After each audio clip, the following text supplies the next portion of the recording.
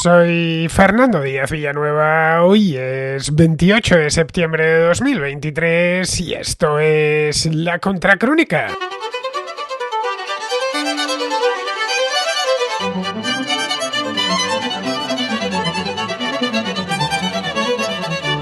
No es ningún secreto decir que la guerra de Ucrania ha impactado de forma dramática en los suministros energéticos europeos.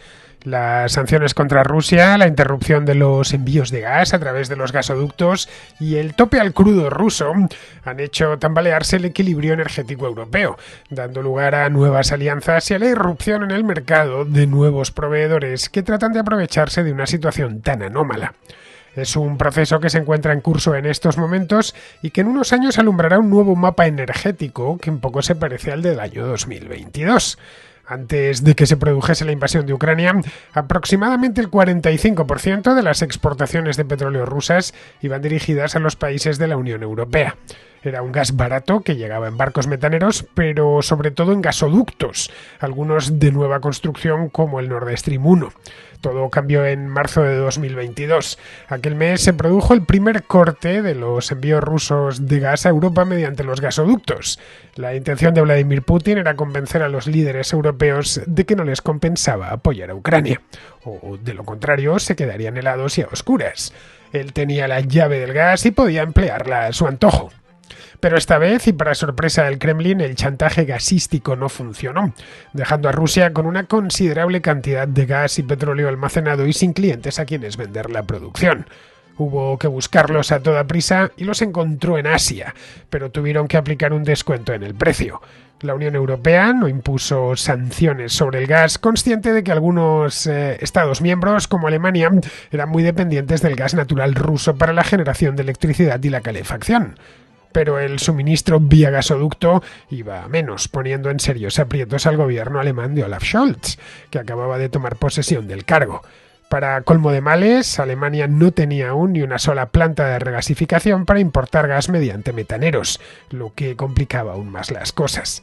De aquella situación de extrema gravedad ha pasado ya más de un año, y aunque en Europa no se han producido apagones, la energía ha subido sensiblemente de precio, ocasionando malestar entre los ciudadanos.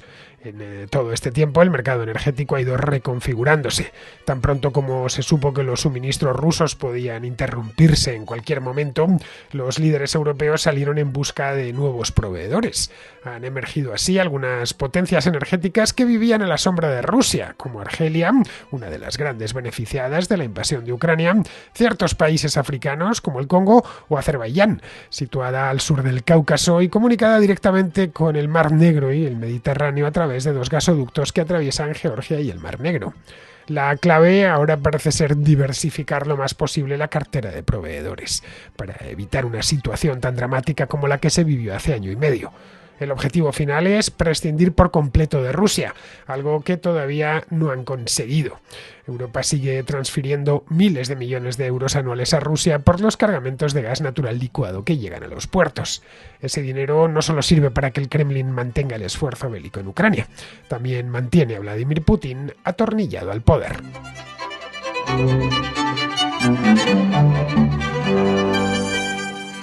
La primera víctima de la invasión de Ucrania fueron los propios ucranianos. La segunda víctima fue el mercado energético mundial, concretamente con muchas más ganas que el mundial, que también se ha visto afectado naturalmente el europeo, el mercado energético europeo. Si hace 10 años, bueno, ¿qué digo 10 años? Si hace 3 años, hace 2 años y medio, nos cuentan que íbamos a asistir a un cambio semejante en el panorama energético, simplemente no nos lo hubiéramos creído. Esto viene a demostrar, una vez más, que los predictores no sirven absolutamente para nada. Si les hubiésemos preguntado a los predictores, es decir, a lo que comúnmente se conoce como expertos, allá por el año 2020, el año de la pandemia, cómo veían el futuro del mercado energético mundial y el europeo, seguramente nos hubieran dicho, y hay informes por ahí que corroboran mis palabras, nos hubieran dicho que Rusia, a lo largo de esta década, la presente década, seguiría manteniendo mucha importancia, seguiría siendo importante, por no decir en Europa, capital fundamental para el mercado energético europeo y que Europa incrementaría sus importaciones de gas natural a través del nuevo gasoducto, el Nord Stream 2, que empezó a construirse pues solo 2 años antes de la pandemia, en el año 2018. Y en aquel momento, en el año 2020, pues estaba ya a puntito de ser terminado. Lo terminaron, se concluyó formalmente, fue entregada la obra, en una palabra, ya en el año 2021. El Nord Stream 2, como bien sabemos, no ha entrado en funcionamiento y no solo eso, no creo que entre en breve, porque ni en el corto ni en el medio plazo, en el largo, quién sabe, ¿no? Porque está seriamente dañado desde el sabotaje que sufrió pues hace ahora un año, bueno, un año casi exacto, estamos a día 28 y este sabotaje del que todavía no se conoce su autoría, se produjo el 26 de septiembre de 2022. Recordadlo porque aquí en la Contracrónica hablamos bastante de este tema hace un año. El Nord Stream 1 estuvo enviando gas natural durante todo ese tiempo, durante los meses posteriores a la invasión de Ucrania, quiero decir, pero en pequeñas cantidades, hasta que el 31 de agosto, ese día, Gazprom anunció que interrumpía el suministro, pero iba a ser algo temporal, no era la primera vez que lo interrumpía. Desde el año anterior había hecho varias interrupciones que pusieron a todos de los nervios. Ese día arguyó que tenía unas tareas de mantenimiento pendientes y que no les quedaba más remedio que cortar unos pocos días. 3 días más tarde, creo que fue el 2 o el 3 de septiembre, anunció ya definitivamente que sería el último cierre, el definitivo, que a partir de ahí ya no enviarían ni una brizna de gas más a través del Nord Stream 1. Un mes más tarde, 20 días más tarde se produjo este sabotaje. Durante los meses precedentes, Gazprom, una empresa estatal rusa, no lo olvidemos, y por lo tanto al entero servicio del Kremlin, había estado jugando al ratón y al gato con el gas. De esto también lo comenté en la Contracrónica en su momento. Tendríamos que irnos al año 2021, al otoño del año 2021, cuando andaban las reservas de gas natural de los países europeos bajo mínimos y andaban todos preocupados. ¿Por qué está enviando tan poco? ¿Por qué está solo enviando al 20% de su capacidad?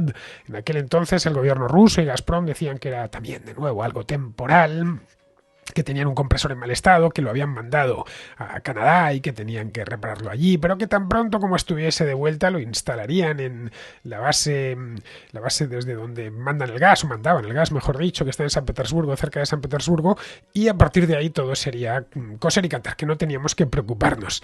La cosa es que en esa misma época, estamos hablando de noviembre, diciembre del año 2021, ya se había producido esa acumulación de fuerzas tan grande en el sur de Rusia, en la frontera con Ucrania, justo en la zona de Bielorrusia y Rusia, que hacen frontera con Ucrania, muy cerquita de Kiev. Andaban todos ya pensando que se podía liar gorda. Algunos predijeron, con mucho acierto por la guerra, de que se iba a producir una invasión, otros en cambio la negaron hasta el último momento, seguían negándole la mañana en la que ya estaban bombardeando Kiev. El tema es que esto del gas se convirtió en aquel entonces, recordémoslo, hace esto año y medio, finales de febrero, principios de marzo, en uno de los principales problemas. Estábamos todavía en pleno invierno. Finales de febrero en Europa todavía hace muchísimo frío, ¿no? Y además se veía que a Putin le había terminado de salir la jugada esta del gas, había tenido a todo el mundo nervioso, abría y cerraba la llave del gas a su gusto, provocando el pánico en Europa cada vez que amenazaba, no hacía falta ni que amenazase, lo dejaba caer, que quizá iba a pasar menos gas del acordado, por cuestiones que eran ajenas a él, por supuesto, a través del Nord Stream, y eso generaba el pánico. Además se veía que los precios del gas subían tan pronto como Gazprom decía que iba a hacer una parada de mantenimiento, o que los envíos iban a reducir en un 10, en un 20 o en un 40%. Para cuando el Nord Stream 2 fue saboteado, el 26 de septiembre, y no sabemos si definitivamente inutilizado, es decir, para septiembre de 2022, el mercado energético europeo ya se encontraba, hace justo un año, en plena transformación. La invasión de Ucrania se había producido 7 meses antes y tras ella llegaron varias baterías de sanciones que afectaban a una infinidad de bienes y servicios provenientes de Rusia, pero no al gas natural. A ese no se le ha sancionado hasta la fecha. ¿Por qué no se ha hecho? A pesar de que es una de las principales fuentes de ingresos del Kremlin. Pues por una razón fácil de entender. Europa era muy dependiente del gas ruso, especialmente Alemania. Alemania dependía muchísimo y todavía en aquel momento no podía abastecerse por mar, ya que los sucesivos gobiernos alemanes desde los años 90, ha habido 3 cancilleres, Helmut Kohl hasta el 98, luego vino unos 6 años exactamente Gerhard Schröder, que estuvo, tuvo casi 8, llegó en el 99 hasta el año 2006, y luego Angela Merkel hasta hace bien poquito, hasta ayer por la tarde, ¿no? Pues ninguno de los 3, estamos hablando de un lapso de más de 20 años, de 25 años, habían considerado oportuno construir una planta de regasificación en la costa. Ustedes sabéis el mito de la eficiencia y de la previsión alemana, ¿no?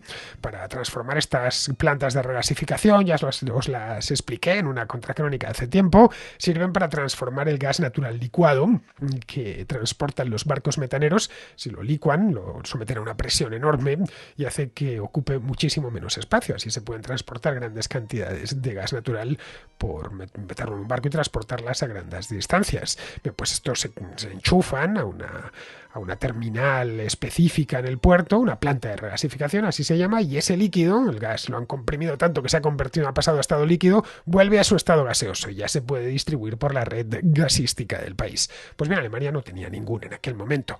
Scholz tuvo que improvisar sobre la marcha.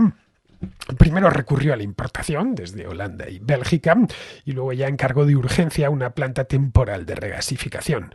Esa estaba ya lista en diciembre, la verdad es que aquí se apuraron mucho, aunque no era propiamente una planta la primera. Se trataba tan solo de un barco, que llevaba nombre español, por cierto, se llamaba, si mal no recuerdo, Esperanza, que aparte de transportar gas natural licuado, también es capaz de inyectarlo en la red ya regasificado. Es un buque metanero que lleva una pequeña planta de regasificación a bordo. El barco amarró en el puerto de Wilhelmshaven, si mal no recuerdo. Esto está en la costa del Mar del Norte, cerquita de Bremen, y esto fue poco antes de Navidad, pero aquello era una solución de emergencia, obviamente. Les estaba costando además una fortuna a los alemanes aquel barco. El gobierno de Scholz ha encargado la construcción de varias regasificadoras, una de ellas, por cierto, de grandes dimensiones, en Stade, la desembocadura del Elba, no va muy lejos de Hamburgo. Esa, por cierto, la están construyendo 2 empresas españolas, salió en la prensa hace unos pocos meses, creo que están FCC y Técnicas Reunidas. Bien, como curiosidad cargada de simbolismo, el barco que amarró en Wilhelmshaven aquel día, en diciembre del año pasado, no transportaba gas ruso, es decir, no había ido a cargar alguna terminal en el norte de Rusia y se lo había llevado hasta Alemania, no, transportaba gas nigeriano. Alemania importaba buena parte del gas que consumían, y como os podéis imaginar, un país con tantos millones de habitantes y tan rico consumía una cantidad ingente de gas, la mitad, aproximadamente más de la mitad, de hecho, lo provenía de Rusia. Provenía de Rusia porque se aprovechaban de una serie de gasoductos, no solo el Nord Stream, ese fue el último en llegar, había otros, y a través del gas de gasoducto es más barato, es mucho más barato que el de metanero. La factura, evidentemente, pues se incrementó, lo que obligó a los alemanes a extraer más carbón nacional para quemarlo en grupos térmicos que estaban en pausa desde hacía tiempo. El carbón sirve para generar electricidad, pero no para las calderas de los edificios. Nadie, creo que casi nadie, ya conserva una caldera de carbón en su casa. En Madrid creo que de hecho están hasta prohibidas, así que en Alemania supongo que también están de hecho pensando los ecologistas en los verdes, allí en prohibir también las calderas de gas, así que imaginémonos las de carbón, ¿no? Bien, el carbón no sirve para eso, para la calefacción con calderas. Uno puede tener una estufa de carbón sin ningún problema. Así que los alemanes necesitaban seguir importando gas. Y eso significaba buscar y encontrar a nuevos proveedores.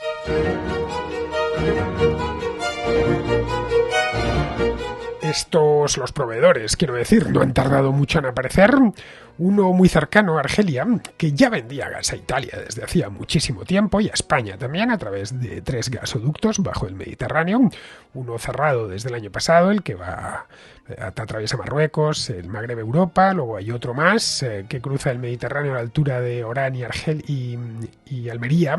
Se llama Medgas, y otro más, de grandes dimensiones, que cruza el Mediterráneo, entra por Sicilia y ya tira para el norte. Son gasoductos hechos desde hace tiempo y que complementaban, al menos en Italia, los envíos de gas ruso. En el caso de España es distinto. España en muchos aspectos es una isla energética en Europa. Está conectada por ejemplo, la red eléctrica está conectada con Francia, pero no al nivel que puede estar Francia con Italia o con Alemania, no digamos ya con Bélgica o los Países Bajos, y con el gas pasa algo parecido. Digamos que por esa es la razón por la cual era el país del mundo con más plantas de regasificación. Fue algo muy útil, francamente, especialmente para los dueños de estas plantas, porque se hartaron a trabajar a lo largo del año pasado y siguen trabajando muchísimo este año. Bien, Argelia produce muchísimo gas, pero no podía competir con Rusia, especialmente en el mercado centroeuropeo, que es el mercado desde el punto de vista económico más interesante. Eso cambió con la invasión de Ucrania. Desde entonces son muchos los ministros de energía de los distintos países de Europa que toman el avión y aterrizan en Argel con la intención de firmar un buen acuerdo de suministro y hacer todo tipo de promesas. Los italianos se han metido a fondo, además, en persona, quiero decir, a realizar prospecciones en Argelia, y el gobierno argelino está en conversaciones con dos grandes petroleras estadounidenses, bueno, las dos más grandes, que son Chevron y ExxonMobil, sobre algunos acuerdos que permitan a estas dos empresas a trabajar en aquel país por primera vez. Nunca antes lo habían hecho. Argelia no es el único destino de estos ministros. Otros ministros europeos han dejado caer por Bakú, que es la capital de Azerbaiyán. La veíamos la semana pasada, el tema de Nagorno-Karabaj, y han ido allí pues para ver cómo pueden traerse más gas de Azerbaiyán. Azerbaiyán en este aspecto es interesante porque queda relativamente cerca. Es decir, al alcance de un gasoducto. En el caso de Azerbaiyán no hay ningún gasoducto que una directamente con Europa, pero se podría construir, no lo olvidemos, tampoco queda tan lejos. No es lo mismo que traer gas, qué sé yo, de Qatar. Ahí sería algo más complicado, traer gas por gasoducto. Gas de Qatar vía metanero se traen cantidades industriales. Vamos, que queda relativamente cerca. Quieren ir más lejos y están incluso hablando de revitalizar un proyecto gasístico que quedó aparcado hace muchos años, el proyecto Nabucco. Esto era un gasoducto de casi 4.000 kilómetros de longitud que saldría de Turquía, empalmaría con uno de los gasoductos que bajan hacia el Mediterráneo, atravesaría el mar de Mármara y se metería ya hasta el corazón de Europa, atravesando los Balcanes por Bulgaria, luego entraría en Rumanía y se ceñiría al valle del Danubio, atravesaría Hungría y así hasta Austria. El proyecto Nabucco, ya digo, es un proyecto antiguo, data de principios de este siglo, pero era cosa de 10 años. Lo decidieron aparcar, le dieron carpetazo, vamos, por su coste, era un coste muy elevado, y bueno, porque el Nord Stream 1 acababa de completarse en aquel entonces. El Nord Stream 1 entró en operación, si mal no recuerdo, en el año 2011. Y creo que con el Nabucco decidieron aparcarlo en 2012-2013. No, simplemente no compensaba en aquel momento. No merecía la pena, no tenía sentido económico. ¿Por qué? Pues porque junto al Nord Stream 1 hay más gasoductos. Ya junto a ese estaban ya operativos, el Yamal, que cruza Polonia, el Transgas por Eslovaquia. Estos son anteriores, ya abiertos en los años 90. No parecía que fuese un buen negocio el Nabucco, así que abandonaron la idea. Pero ahora sí que podría ser un buen negocio, tal y como se han puesto las cosas, con todos los demás gasoductos cerrados sine die. Pero no solo es Europa y sus alrededores los que están afectados por el cierre de los gasoductos rusos. África, el Golfo Pérsico, también Estados Unidos, por supuesto, que produce muchísimo gas, sobre todo gas no convencional, se han beneficiado. Aunque claro, esos tienen que exportar a Europa vía metanero. En Europa se espera que los nuevos proveedores proporcionen una suerte de colchón energético durante los próximos 3 años. Un periodo en el que los analistas temen que la crisis de suministro sea más grave. Es decir, que se mantenga pues tal y como la hemos sufrido a lo largo de 2022 y lo que llevamos de 2023, con precios de la energía disparados, aunque el gas luego se relajó bastante de precio.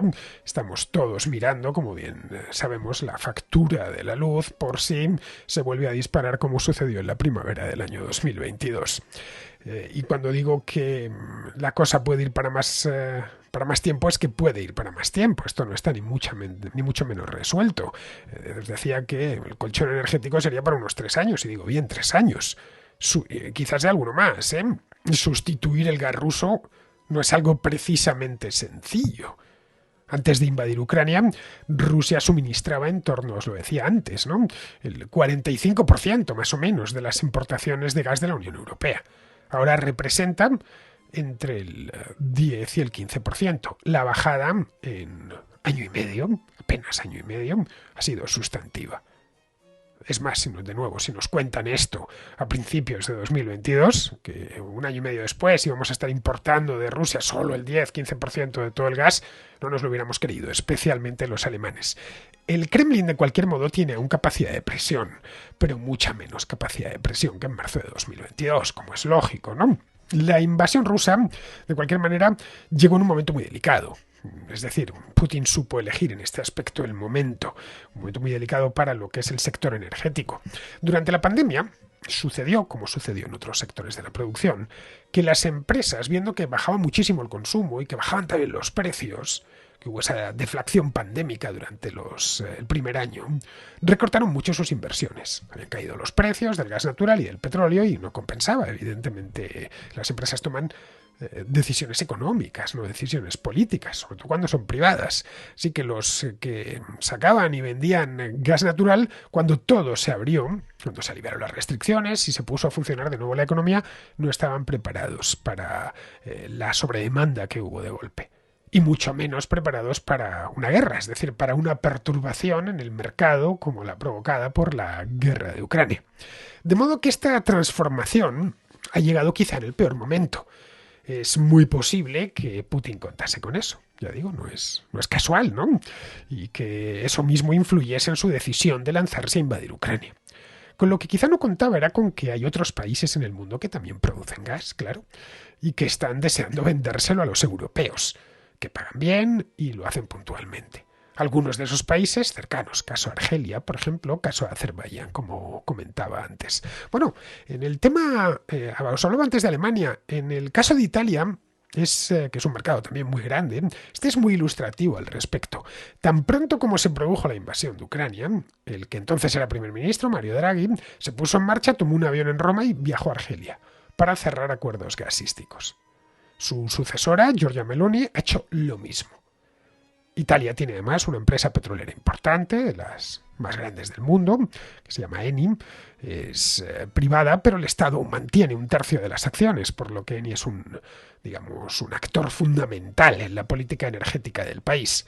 Solo un par de semanas después de la invasión, varios ejecutivos de Eni se presentaron en Argel con la chequera abierta para garantizar que no faltase gas. Italia además iba a necesitar mucho, porque en 2021 el 40% de sus importaciones de gas provinieron de Rusia. No era no tanto como Alemania, pero casi la mitad. El gobierno argelino, de hecho, está convencido de que puede sustituir, si no toda, sí buena parte de la producción rusa. Estiman que podrán poner en el mercado europeo entre el 60 y el 65% de los 150.000 millones de metros cúbicos de gas que la Unión Europea importó de Rusia en 2021. Es decir, el año inmediatamente anterior a la invasión. Para Italia es una gran noticia, claro está, porque se convierte de esta manera no solo en el país consumidor que es, sino también en país de tránsito. Y eso es interesante desde el punto de vista económico, porque los países de tránsito pueden cobrar regalías de paso. El país está bien comunicado con Austria mediante un gasoducto que hasta el año pasado era un gasoducto de entrada, casi todo iba hacia el sur. Por ahí entraba gas ruso barato, ahora es de salida, por ahí sale gas argelino algo más caro, pero gas a fin de cuentas. Y es en este punto donde entra la geopolítica, o mejor dicho, donde la geopolítica se vuelve más amarga. Resulta que Argelia es uno de los principales socios estratégicos de Rusia. Desde hace muchos años, desde tiempos de la Unión Soviética estoy hablando. Es de hecho el principal en el Magreb. Su ejército emplea armas de fabricación rusa desde tiempos de la URSS y siguen comprándoles armas. Sus oficiales, muchos de ellos, han entrenado desde los años 60, desde la independencia de Argelia en Rusia. En el mes de junio de este año estoy hablando, el presidente de Argelia, que se llama Abdelmajid Tebboune, se reunió con Putin en Moscú y ambos anunciaron que su asociación estratégica iría mucho más. Esto, claro, ha encendido todas las alarmas en la sede de la OTAN, en Bruselas y en el Pentágono. El presupuesto de Argelia para este año contempla un incremento, incremento casi lo duplica, el presupuesto de defensa. Ese dinero extra no puede venir de otro lugar que no sean los ingresos extraordinarios por la venta de hidrocarburos. A los gobiernos occidentales les preocupa que ese gasto se dirija a la industria armamentística rusa, como es normal. El Pentágono, de hecho, ya ha advertido a Argelia que si compra más armas de la cuenta a los rusos, podrían caerle algunas sanciones en virtud de una ley destinada a impedir eso mismo, a impedir o complicar, por lo menos dificultar, la venta de armas por parte de Rusia, Irán y Corea del Norte por el mundo. A cambio se ofrece, claro está, ofrece junto a sus socios europeos a surtir el arsenal argelino con lo que haga falta. Con Azerbaiyán el problema es similar. El país navega entre dos bloques tratando de no molestar a ninguno de los dos. Allí un consorcio liderado por BP está trabajando para hacer que produzca más gas, aumentar la extracción en un yacimiento muy conocido allí que se llama Shah Deniz, es un yacimiento offshore al sur de Bakú, en las aguas del Caspio. La idea es que Azerbaiyán pase de enviar 10.000 millones de metros cúbicos a 20.000 millones de aquí a 2027. Pero Azerbaiyán es una dictadura, cuya relación con Rusia es más o menos buena. Rusia es su principal socio armamentístico, como en el caso de Argelia, pero la Unión Europea es su principal socio comercial.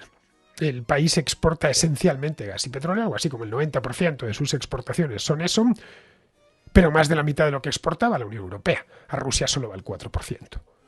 El presidente del país, que se llama Ilham Aliyev, procura no molestar a nadie, no meterse en problemas, y eso le está saliendo bien. Bueno, salvo con los armenios, no meterse en problemas con nadie más. Bueno, lo acabamos de ver con el conflicto este del que hablaba la semana pasada, el del Alto Karabaj, que los armenios están evacuando ante un clamoroso silencio por parte de las potencias occidentales. Entienden, digo yo, que esto del Cáucaso es un sacrificio menor al lado del beneficio de garantizarse el suministro de gas. La clave es que lo sepan diversificar con varios proveedores, para que, en el caso de que uno falle, que podría suceder, los demás puedan sustituirle sin problemas. No les queda otra elección, eso o volver a repetir la crisis de estos 2 últimos años.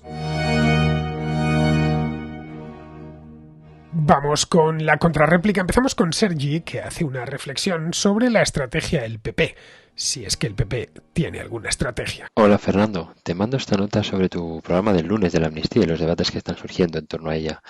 Digamos que creo que Sánchez va a conceder la amnistía, igual que concedió los indultos como un movimiento táctico más de los que ya viene haciendo. Y igual que lo fue adelantar las elecciones y le salió bien. Sánchez es muy bueno haciendo este tipo de cosas. Pero quiero hablar un poco más de estrategia, no tanto de táctica política, que es de lo que estamos hablando.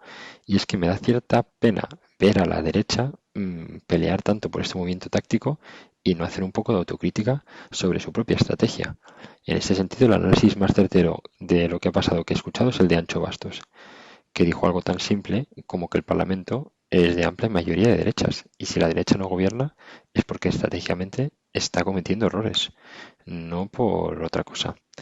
¿Qué le ha costado al final a Sánchez ser presidente? ¿100.000 euros en pinganillos y que Puigdemont vuelva a España? Igual que Juncker ha salido de la cárcel en 2021, ¿no? No me parece un precio tan alto que Feijóo no pueda pagar. Evidentemente Feijóo sería incoherente con todo lo que ha hecho anteriormente, pero ¿no lo está haciendo también Sánchez? ¿Por qué puede hacerlo Sánchez y no puede hacerlo Feijóo? Al final está en la política para gobernar y mejorar las cosas de todos, o para dar clases de coherencia. Porque realmente a alguien le ha afectado que Junqueras saliera de la cárcel en 2021, ha empeorado la vida de los españoles. Yo sigo igual y hubiese sido igual con indulto o sin indulto. La única diferencia es quién gobierna gracias a ese indulto. Y en línea con lo que también decía Bastos, al final el Estado es un culebrón. Quiero decir, son cientos, 200, 300 personas que más o menos se van haciendo las reglas, se van rompiendo, van haciendo pactos, etcétera, y no hay una gran línea roja que digas, hostia, si rompemos esto, si se rompe la Constitución aquí, ya se acaba todo. Realmente están constantemente saltándose la Constitución y aquí tampoco pasa nada. Y sabemos que no afecta a la gente y que la gente al final lo descuenta y no le echa cuenta, porque al final la manifestación de este domingo fueron 50.000 personas. Al PP le votaron 1,4 millones de personas en Madrid.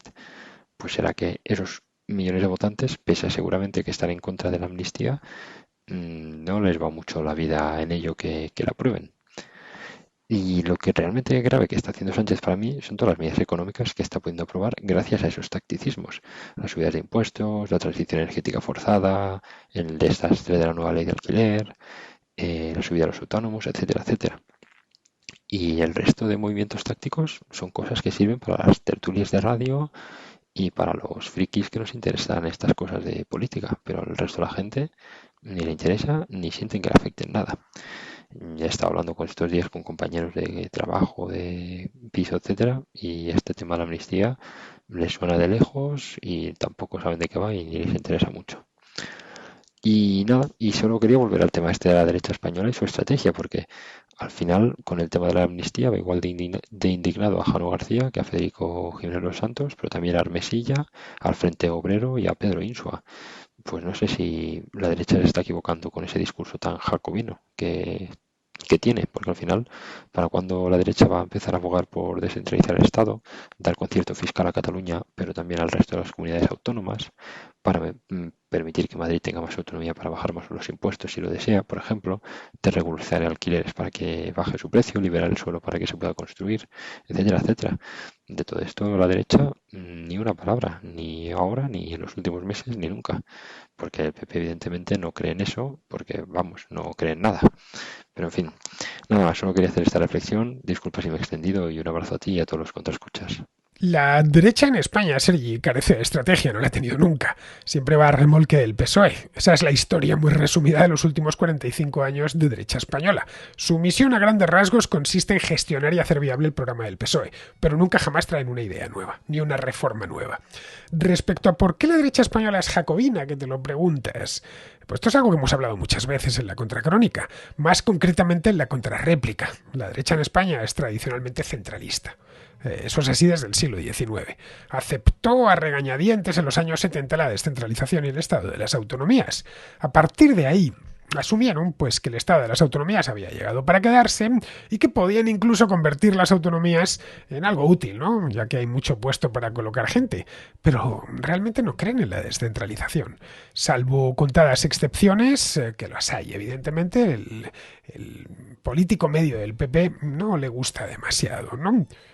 Siempre que hablan es de recentralizar más que de descentralizar. Durante los periodos en los que ha gobernado el Partido Popular se han realizado transferencias a las comunidades autónomas, o sin duda, pero más a su pesar que por su convencimiento. Evitan el debate territorial, asegurando que ya está todo resuelto con la Constitución y el Estado de las autonomías. Y no es un debate que deba abrirse, según ellos, porque el sistema autonómico pues es más que suficiente, pero no, es un debate que debe abrirse, porque el sistema autonómico dejó esto a medio hacer. Las autonomías son administraciones que tienen asignados muchísimos gastos, pero tienen una capacidad recaudatoria muy pequeña. Una administración responsable es aquella que gasta y a la vez recauda. Exceptuando el País Vasco y Navarra, que tienen su propio convenio en el caso de los navarros, el resto de autonomías, las de régimen general, tienen transferidas prácticamente todas las partidas de gasto, pero muy pocos impuestos propios. Esto es algo que cuando se lo explicas a alguien del Partido Popular lo entiende, pero le parece que ir hacia una federalización completa del país sería excesivo, y no hay manera de sacarles de ahí. No entro ya en los de Vox, cuyo jacobinismo es todavía mayor. Y el tema yo creo que está al alcance de cualquiera. Si descentralizas el gasto, tienes que descentralizar también el ingreso. Aparte de que el gasto sería más responsable. Se pondrían en marcha ciertos mecanismos de competencia entre distintas regiones que beneficiarían al contribuyente. Bueno, esa es la razón por la cual los socialistas y la izquierda en general no quieren ni oír hablar de descentralización fiscal. Se quedan en cuestiones folclóricas como la bandera y la música, las tradiciones y cosas por el estilo, pero no van a la cuestión mollar, que son los impuestos. Si a uno del PP le hablas de una hacienda catalana, se echa las manos a la cabeza, pero lo suyo sería crear una hacienda catalana, y una madrileña, y una valenciana, y una aragonesa, y así sucesivamente, y que esas haciendas compitiesen por los contribuyentes. Luego cada comunidad autónoma, en función de su número de habitantes, pagaría una cantidad anual al Estado central para sufragar los gastos comunes, que por cierto son pocos, ¿eh? Las cosas comunes tienen muy pocas competencias. A veces se nos olvida que los ministerios en España son cáscaras vacías, la mayor parte de ellos. Si quitamos defensa, exteriores, interior y justicia, el resto está prácticamente todo transferido. Yo, sinceramente, todas las gestiones, o casi todas, que tengo que hacer con la administración, las hago con el Ayuntamiento de Madrid o con la Comunidad de Madrid. Mi relación con el Estado se limita a pagar impuestos y a renovar el pasaporte y el documento nacional de identidad. Lo primero lo hago puntualmente y lo segundo, todos los años quiero decir, y lo segundo pues cuando me vence el DNI, que son 10 años, ¿no? Y lo mismo con el pasaporte. Es todo. No tengo más relación con el Estado que esa. Bueno, y ir a votar si es que fuese a votar. Ya está. Pero nada, la derecha en España no entiende algo tan elemental y no hay manera de hacérselo entender por qué esas ideas jacobinas, centralistas, tremendamente tóxicas han calado muy hondo ahí. Bien, seguimos con Giancarlo, un cubano en Miami, que nos habla de la inmigración en Estados Unidos. Y primero que todo, Fernando, quisiera darte mis más sinceros agradecimientos, ya que tú siempre has sido un fiel defensor de la causa del pueblo cubano y siempre has desenmascarado a esos delincuentes asesinos que tomaron al pueblo de Cuba hace más de 60 años. Y mira en qué situación estamos en estos momentos. Bueno, mira, yo quisiera opinar sobre el tema de la inmigración, lo que está pasando principalmente aquí en Estados Unidos, que creo que se ha tocado en algunos capítulos anteriores. Y yo quisiera, desde mi humilde criterio, para mí, yo sinceramente hay dos puntos principales por lo cual hay esta inmigración tan abrumadora desde hace 2 años en Estados Unidos.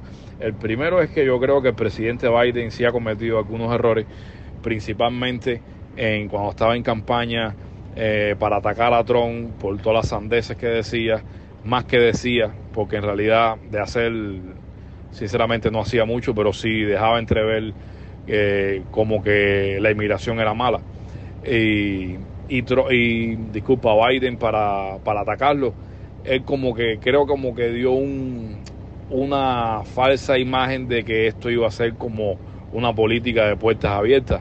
Y mira, vamos a ser sinceros, en este país siempre vienen y van a seguir viniendo inmigrantes, pero si también tú les das como esa esperanza de que los vas a dejar pasar a todos, se te va a formar un caos total como el que hay hoy en la frontera. Y el segundo punto, yo creo, ya como cubano, en mi experiencia te digo que ahí abajo tiene que haber algo más. Por ejemplo, la dictadura cubana hace muchos años que se dio cuenta que promoviendo estas inmigraciones masivas, ellos le quitaban presión a ese descontento del pueblo. Y así lo han hecho, y fíjate que es siempre un ciclo de cada 5 o 7 años ellos fomentan esto mismo a través de un tercer país aliado de ellos. Y entonces yo creo que ellos ese conocimiento se lo han ido pasando a otras dictaduras y afines a ellos, y yo creo que es lo que está pasando también, tú sabes. Se han juntado algunos factores ahí para desencadenar esta tormenta perfecta en la frontera sur de aquí de los Estados Unidos en estos momentos. Y si también a eso le sumaría que en realidad el presidente Biden, a ellos, digo los comunistas, estos dictadores de izquierda, de derecha, de cualquier tendencia, si tú no te portas como un macho alfa, digámoslo así, si tú no te portas bien fuerte con ellos, mira, eso es sangre en el agua. Van a ir, pero a por ti. Y entonces yo creo que se han dado varios factores que bueno, tenemos este problema que tenemos hoy. Y en cuanto al pueblo americano, mira, yo soy camionero, yo me pasé 2 años yendo de una punta a la otra de Estados Unidos, en zonas rurales, las principales ciudades, conociendo mucho y conversando mucho con muchos americanos. Y te voy a decir una cosa, el americano promedio sabe lo que es la inmigración, el peso que representa en la economía. Siempre, por supuesto, como en todos los países del mundo, hay una minoría un poco viciosa que es un poco xenófoba, pero en realidad, de verdad, son gente que saben la importancia de la inmigración y coexisten de una manera bastante bien. Pero bueno, entonces, nada, siempre también pasa la factura económica a estos problemas porque los presupuestos de la ciudad se agotan, etcétera, y el factor económico es muy determinante en este país, como tú debes saber. Bueno, nada, un abrazo bien grande y te reitero las millones de gracias. Siempre ten presente la causa del pueblo cubano. Un abrazo, cuídate. En el caso de Cuba, el régimen castrista, Giancarlo lleva 60 años liberando tensión interna mediante la apertura ocasional de la válvula de la emigración. La van modulando en función de sus necesidades. En otros países hispanoamericanos no se hace de manera tan evidente, pero, por ejemplo, para las repúblicas centroamericanas, como comentaba el otro día Alberto en el programa que hicimos juntos, la emigración es fundamental. Países como Guatemala, Honduras, o El Salvador o Nicaragua cuadran sus balanzas de pagos con las remesas de los emigrantes en Estados Unidos, en Canadá o en Europa. Si todos esos emigrantes volviesen de golpe a casa, tendrían un problema muy serio. Luego, aparte de la cuestión económica, que haya mucha gente joven saliendo del país a buscarse la vida en Estados Unidos también tiene una ventaja política para aquellos regímenes. Esta gente joven de 20 o 30 años, desempleada y sin expectativas, es la gente que luego te organiza manifestaciones y huelgas y ponen aprietos a los gobiernos. Así que es mejor que se marche. Y total, va a seguir trabajando tanto para él como para su familia, que deja en su país de origen y a la que le va a estar remitiendo dinero. En resumidas cuentas, que la emigración hacia Estados Unidos es necesaria tanto para los propios Estados Unidos, porque su economía lo necesita, ya lo hemos comentado aquí, como para los países emisores. En lugares como Guatemala, y es un caso que conozco personalmente, no verás a nadie que se queje de que hay mojados que cruzan México para llegar a Estados Unidos. Les parece de lo más normal. Bueno, los pueblos más pequeños, cuando una familia tiene un hijo o a varios emigrados en Estados Unidos, esa familia lo nota para bien. Vive mucho mejor. Puede cambiarse el carro, reformar su casa, amueblarla, permitirse todo tipo de gastos que sus vecinos no pueden. Luego, respecto al estadounidense de a pie y los inmigrantes, el fenómeno mismo de la inmigración, yo nunca he vivido en Estados Unidos, pero sí he ido allí las suficientes veces como para haber recorrido algunas partes del país y haber conocido un número significativo de estadounidenses como para hacerme una idea. Estados Unidos no es un país racista, tampoco es un país xenófobo. Esto no significa que no se pueda encontrar racistas y xenófobos a título individual. Esos también los tienes en Europa o en Hispanoamérica. Pero la sociedad estadounidense es una sociedad muy diversa y muy abierta. Hay pocos lugares en el mundo donde cueste tan poco entablar una conversación con un desconocido, como sucede en Estados Unidos. Son gente por lo general muy flexible y muy propensa a recibir influencias foráneas. Son perfectamente conscientes, claro está, que pues allí en mayor o menor medida todos son inmigrantes. ¿Qué puede decir un estadounidense que se apellida, no lo sé, Kowalski, de otro que se apellida López? Pues no le va a negar la americanidad, como es lógico. Ambos son estadounidenses, uno proviene de Polonia, de quizás su abuelo o su bisabuelo, y el otro proviene de Hispanoamérica. Ese melting pot que se fue formando en el siglo XIX aún se mantiene. Bueno, y esa es una de las cosas que hacen grande a aquel país y que lo hacen tan atractivo. Bien, vamos ahora con Juan Carlos, que es de Buenos Aires, y que al hilo de lo de las lenguas cooficiales en el Congreso de los Diputados plantea un hecho que está a la vista de cualquiera. ¿Por qué? O mejor dicho, lo plantea y lo da como lo que es, como un hecho. El que todos los grandes creadores de contenido españoles en Internet usen el castellano. Y con respecto al tema de las lenguas cooficiales que estuvieron hablando en estos últimos programas, solo quería decirle que acá como latinoamericano que somos, y yo en particular como un ávido consumidor de contenido, de generador de contenido en español, sobre todo proveniente de España, solo falta mirar a los creadores de contenido de España, que los más exitosos y los que tienen la mayor audiencia lo hacen en castellano, simplemente porque quieren que los escuchen, porque tienen una audiencia de decenas de millones de escuchas en el mundo. Así que nada, solo basta verlos a ellos para entender por qué es importante que usen una lengua franca. Abrazo. Pues así es, Juan Carlos. En España hay cientos, quizá miles de creadores de contenido con cierto éxito. Algunos con muchísimo éxito en todo el mundo, ¿no? Se me viene a la cabeza Ibai, por ejemplo, que hizo un acto aquí en el Metropolitano, en Madrid, hace unos meses y aquello fue todo un evento, pero un evento panhispánico, vamos. Vinieron artistas de todo el mundo hispano y se vio, había millones y millones de personas viéndolo. A mí mismo me llamó la atención, ¿no? Ibai, por cierto, vive en Barcelona, en Cataluña, pero él es proveniente, si mal no recuerdo, cuando leí sobre él, creo que es de Bilbao. Él viene del País Vasco. Pero por supuesto todo su contenido no lo hace ni en catalán ni en vasco, lo hace en castellano, y quien te dice Ibai te dice cualquiera de ellos, ¿no? En esto da igual quien sea, que sean catalanes, vascos o gallegos. Alguno habrá que haga contenido en catalán, seguramente, pero claro, no tiene el predicamento que puedan tener otros. Jordi Wild, por ejemplo, que también es catalán, porque hace su contenido en castellano, pero tiene perfecta lógica. Quieren llegar a una audiencia mucho más amplia de la que alcanzarían si hiciesen su contenido en su lengua, en catalán, en vasco, en gallego. Lo he dicho muchas veces, caray. Una lengua es lo más parecido a una llave. Hay llaves que abren muchas puertas y otras que abren pocas. El castellano es una de esas llaves que abre muchísimas puertas. Tantas como casi 500 millones en todo el mundo. Esa es la razón por la que lo utilizan y tiene toda la lógica. Las lenguas, no me cansaré de repetirlo, están para hacerse entender. Esa y no otra, esa es su única función. Bien, vamos a ir terminando, vamos con Pizarro, que nos habla de la investidura de Feijóo. Alberto, elegante, sosegado, claro y censor, se ha peleado con el historial de mentiras e incumplimientos de su partido, la chabacana falta de respeto institucional del primer ministro en funciones y a la realidad de su minoría parlamentaria. Sale irremediablemente derrotado pese a lo aseado de su actuación. Un cordial saludo de Pizarro.